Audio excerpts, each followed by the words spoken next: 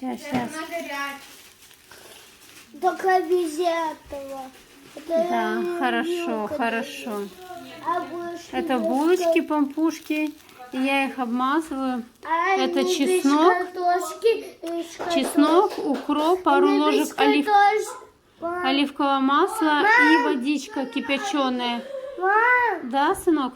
а эти булочки без картошки и с картошкой. Есть с картошкой, есть без. Делала Где с булочки картошкой, скажи мне. с картошкой и без. Вот тут? Вот такие мягенькие булочки.